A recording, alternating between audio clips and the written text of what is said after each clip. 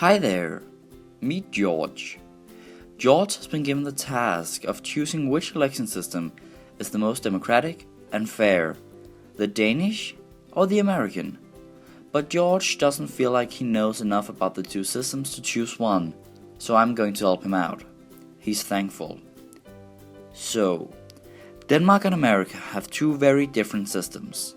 First of all, Denmark has a parliamentary system, which means that they choose an amount of people for a parliament, and whoever can create a majority, or whoever who has a minority, but with the help of supporters create a majority, will become the government. So far, so good. In America, you have three different elections for the federal government. One for the Senate, one for the House of Representatives, and one for the presidency. George would like to focus on the presidential election compared to the Danish parliamentary election, where the Prime Minister is also elected. George would like to start with the Danish system.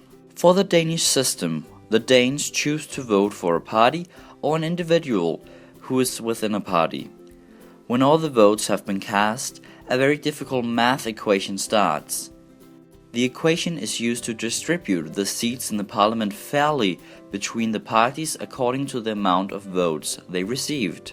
If one person receives enough votes as the equivalent of a seat in the parliament, they will be ensured a seat. One of the good things about this system is that no votes will be lost. If a voter votes for a person that isn't elected, the vote will be passed on to the party and then given to a candidate that will be able to get a seat. Then, whoever can get the majority of the seats in the parliament will become the government. Right now there are two parties in the government with two supporting parties. George really likes this system. It seems fair. No votes lost, an equal amount of seats according to the votes, and a government built from the majority.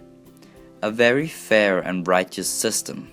The American system is a little bit more complicated. For an American president to be chosen, he needs the majority in the Electoral College, which is made up of representatives who are elected from each state. Each state has a different number of representatives according to their size. When the votes have been cast, the majority will gain not only the amount of representatives voted for, but also the ones the others voted for. So you can say that up to 49% of votes in one state can be lost. But this also means that if a party in one state has a big win, but in another state loses by a tight margin, that they can receive more votes but still lose. Then all the electors from the different states come together in the Electoral College to appoint a new president. Okay, it seems I've lost George. Let's try with a scenario. We have a country consisting of 3 states. One state has 100 citizens and therefore 10 representatives for the Electoral College. State 2 has 60 citizens and 6 representatives. And lastly, State 3 has 50 citizens and 5 representatives.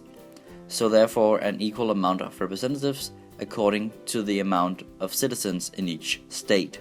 In state number 1, 100 citizens votes blue and no one votes black. In state 2, 31 people votes black and 29 blue, which means that black gets 6 representatives.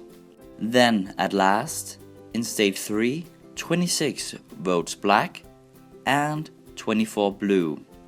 That means that in the Electoral College, black wins 11 against 10, and therefore black gets the presidency. This doesn't seem fair to George at all, because even though black won in the Electoral College, they only got 57 votes, compared to blue, who got 156 votes. George says that seems both unfair and undemocratic. In the end, George decides that the Danish election system is the best. It's the most fair, righteous and democratic, because it doesn't discard any votes, and you can't become prime minister or president if you have a majority against you. The end.